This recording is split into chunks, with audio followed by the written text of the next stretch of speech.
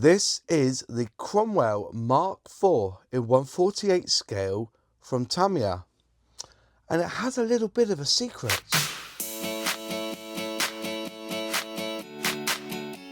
I'm going to be reviewing and I will show you the built version of this tank and just go into why I feel it's such a really good kit.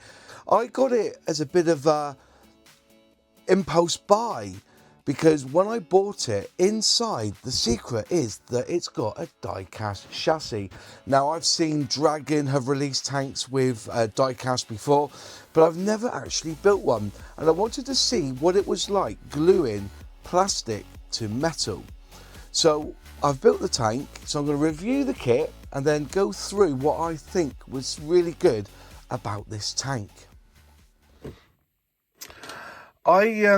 Let me just move this light there, that's better. So it was To Boldly Go that's got me into these 1/48 scale tanks, and I'm so late to the party with this one, I really am, because this one here, I think it was 1990 onwards, I think Tamiya released this, and it's part of their military series, so it's number 28, and I didn't twig when I bought it that this actually comes with a die-cast hull. Now, I've seen Dragon bring out their tanks, and they have die-cast with them. I think it was the hull and the top of it was all die-cast, if I remember rightly, and then you just glue on the plastic. But yeah, this was very interesting to see. But anyway, Boxart, again, £20, but I don't think I paid £20 for it. This is the Cromwell MK4 British cruiser tank, Mark 8 A27M.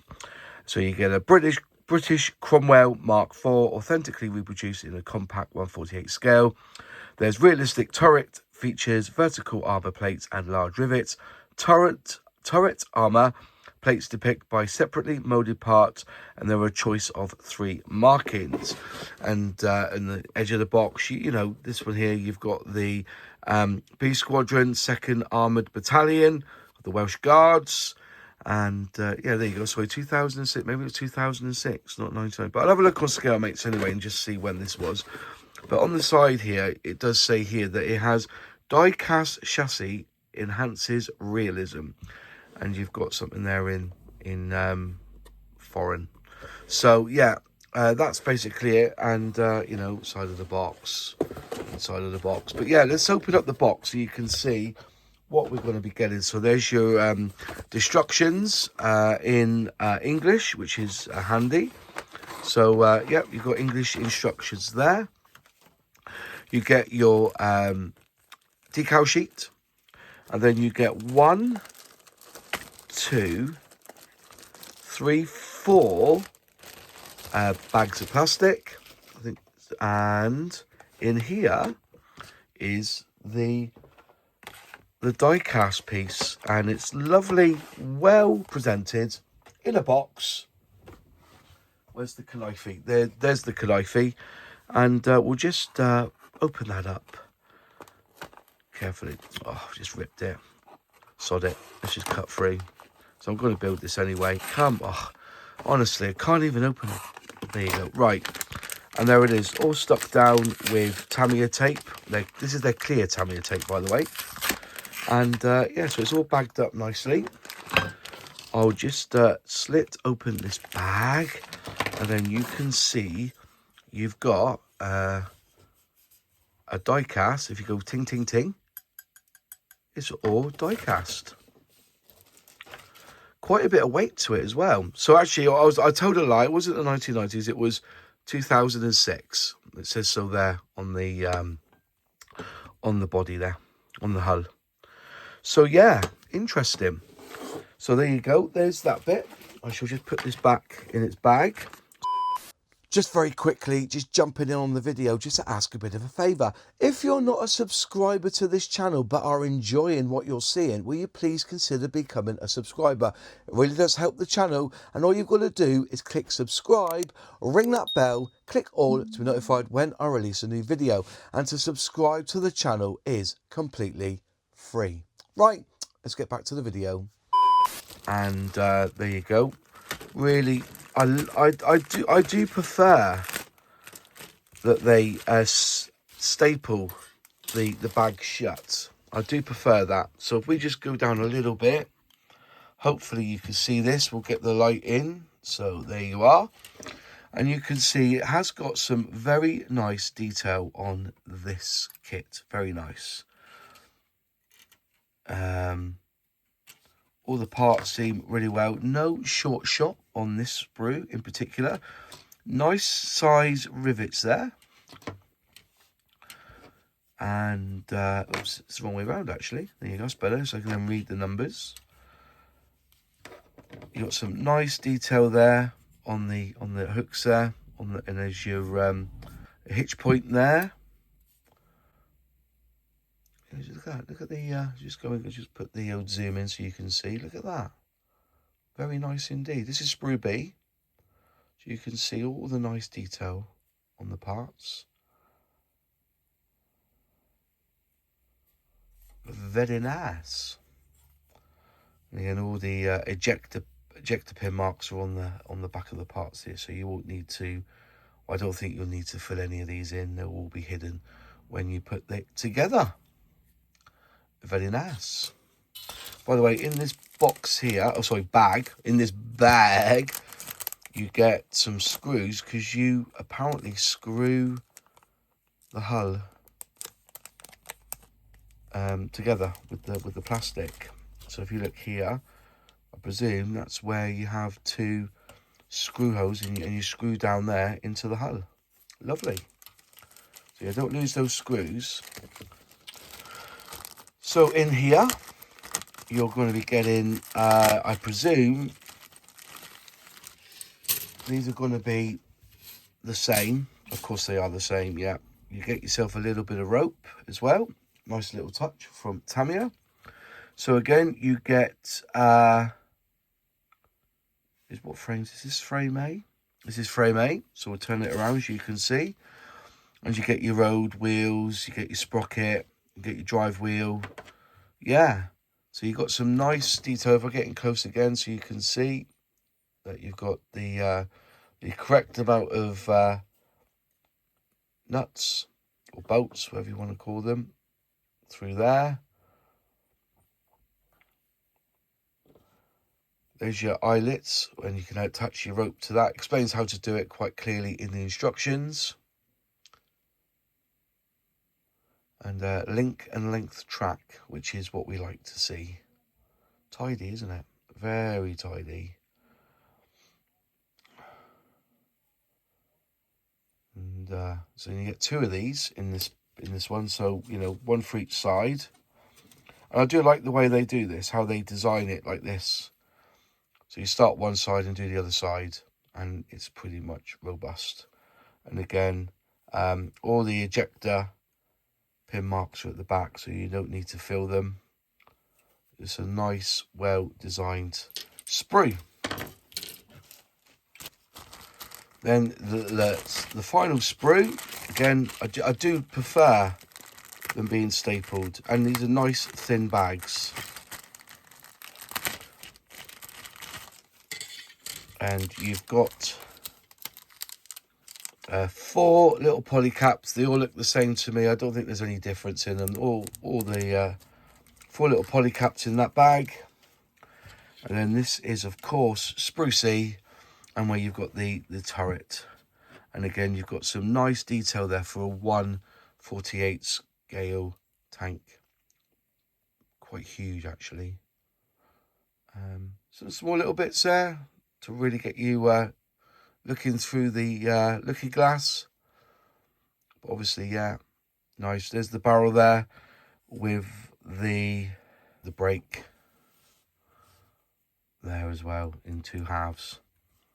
Actually, that looks pretty good. I don't think, just a little bit of a rub down there, you'll be fine. There you are. That's all the sprues. We'll quickly look at the decal. I noticed the paper is way bigger than the actual sheet itself. Wonder if that helps in protecting the decals. And there you are. So you've got 3 schemes there to play with. Got some stars there, and the eyes, and you got your desert rats there. So yeah, lots of schemes you could play with. And just a quick flick through the instructions on this one. Let's get it zoomed in so we can have a look. And obviously with Tamiya, you unfold them. It is folded that way, but then you can follow it along. So step 1, let's just move that out of the way. So step 1, you're building up the idler wheel, road wheels, and your drive sprocket there. And it's saying cut off excess portions, so cut off all the lugs off them. And it's saying there, do not cement. So do not cement where the polycaps are. That means you could turn them if you need to. Building up the rear panel there, just what's that? 2, 4, 6, 7 parts there to build that up. And then you attach the wheels, the road wheels. You've got the dry sprocket, the idler wheel there. And that there is their glue, not Tamiya extra thin. It's you could just use super glue on this if you so wish, or B7000 if you need to. Then you attach that rear panel using the glue as well, and this will have to be, because you are gluing, or I can't say cementing. You're actually gluing to metalwork here, so you're going to have to use their glue. And I think it says here, affix plastic parts of die-cast metal parts using instant cement. So that's their cement there. So use that. Then you can build up the tracks if you so wish. I leave that till after. I get it all together first, paint it up, ready to go. And then you move on and you're putting up the upper hull to the top of the lower hull there, and you attach them using them screws. Remove that part there, obviously, and you get 2mm screws to go in, and that's that all together. Then you're building up the front armour plate. And it's saying there, do not cement that. So do not cement that part there, because then you can move it up and down, so it's movable. Then you attach that front armour plate here, and then you add on these toolings. Or is it all the toolings already on there? Let's have a look. Now you add on the toolings and tell you which colours to use. And then and you make holes when attaching the Normandy cowling. So if you want to put the Normandy cowling in, you've got to drill some holes. Easy enough to do. Right, section 8, you're putting on the storage box. And is there a choice? A, B and C. I think there's a choice which ones you have. I'm assuming. A, B and C. Oh, you get 3, do you? Oh yeah, that's right, 3. 2 and 3, yeah. So you get 3 of them to build up. Then you're attaching the hull parts to the hull, obviously. Then hull parts to more. The hull parts you need to attack with that. Then we'll be up to there. That was step 10. Then step 11, you're doing the turret assembly. Again, polycaps there for the barrel. And there's your muzzle brake stop thing there. And then you open the holes from the inside, so you've got some holes there to put in as well. So drill them, open hole from inside, so you go in from the inside out, even though the drill's going in there. Simple. Then the turret side armour goes on, and again, open the holes from the inside. And then you have attached the hatches. You've got quite a few of them there.